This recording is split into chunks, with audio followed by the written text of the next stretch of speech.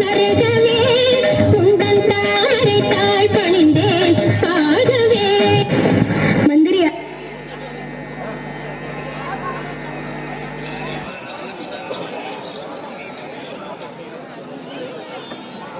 Array, நாட்டு மக்கள் அனைவரும் நலமா? தங்கள் ஆட்சியில் நாட்டு மக்களின் நலத்திற்கு என்ன குறை மன்னா? புலவர் பிசிராந்தியாரே, புலவர் மன்றத்திற்கு சென்று வந்தீர்களே, தங்கள் அனுபவம் பற்றி கூறுங்கள். பல தேசத்து புலவர்களும் தங்களின் கருத்துக்களை பகிர்ந்து கொண்டதன் மூலம் பல மன்னர்களின் பெருமைகளையும் தெரிந்து கொண்டோம் அண்ணா. மகிழ்ச்சி. இன்று ஏதோ பருவநிலையில் மாற்றம் தெரிகிறதே. சரி, இருக்கட்டும். நம் மக்களுக்கு தேவையான பாதுகாப்பை தயார் செய்யுங்கள். நடப்பதை பார்க்கலாம். அன்றிரவு திடீரென்று காற்றும் மழையும் பலமாக வீசத் தொடங்கியது.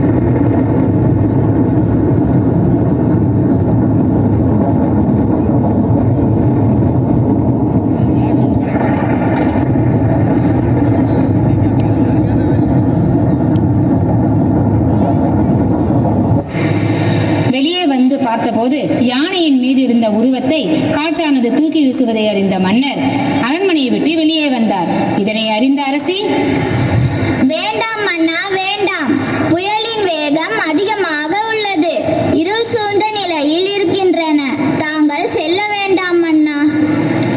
அரசி, இந்நிலையில்தான் அரசனின் உதவி மக்களுக்கு தேவை. இதுதான் சிறந்த அரசனின் கடமை. ராணி, என்னை தடுக்காதே. அமைச்சரே, உடனே நகர்வனத்திற்கு ஏற்பாடு செய்யுங்கள். மக்களை சந்தித்து பாதுகாப்பாக இருக்க ஏற்பாடு செய்ய வேண்டும். அப்படியே ஆகட்டும் மன்னா. மன்னர் நகர்வலம் சென்று மக்களின் நிலையை அறிந்து கொண்டார். காட்சி 3. அரசவை. பாண்டிய மன்னர், பிசுராந்தையார், வாயிற்காவலன், மந்திரி, இளங்கோ பெருஞ்சோழன். வணக்கம் மன்னா. தங்களை காண கோப்பெருஞ்சோழனின் மூத்த மகன் இளங்கோ பெருஞ்சோழன் வந்துள்ளார் மன்னா. அப்படியா? கோப்பெருஞ்சோழனின் மகனா? உடனே வர சொல்லுங்கள். அப்படியே ஆகட்டும் மன்னா.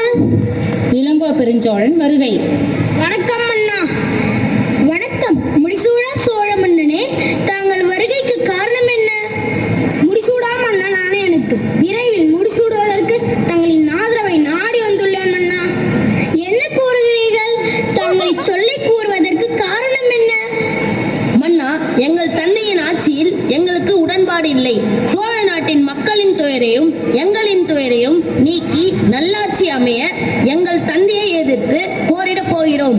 ஆகவே தங்களின் வீரப்படையை எங்களுக்கு படையோடு சேர்த்து போரிட உதவுமாறு வேண்டுகிறேன் மன்னா. என்ன கூறுகிறீர்கள்? கோப்பெருஞ்சோழனின் பெருமை உலகறியும். நானும் அறிவேன். அவரை எதிர்த்து போரிட ஒரு காலமும் நான் என் படையை அனுப்ப மாட்டேன். உங்களை நம்பி வந்தேன். இருக்கட்டும், உங்கள் படை இல்லாமலே எங்கள் தந்தையை எதிர்த்து போரிட்டு வெல்வேன். வருகிறேன் மன்னா.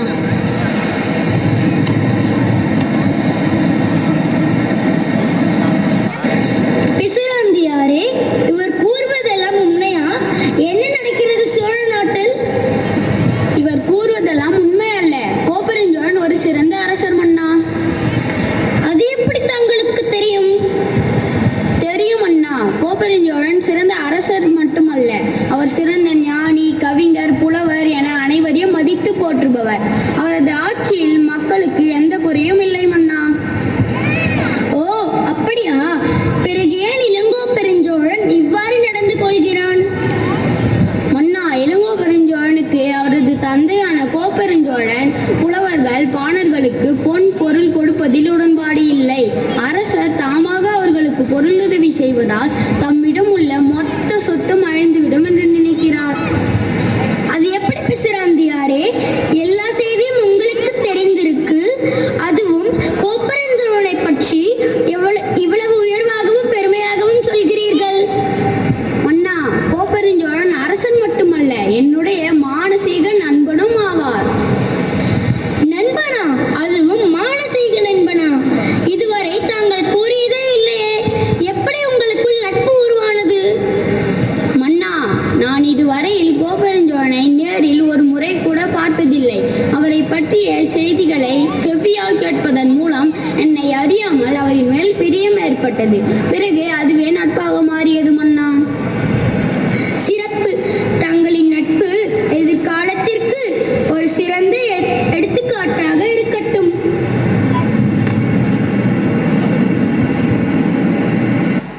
காட்சி 4. சோழ அரசவை. கதாபாத்திரங்கள்.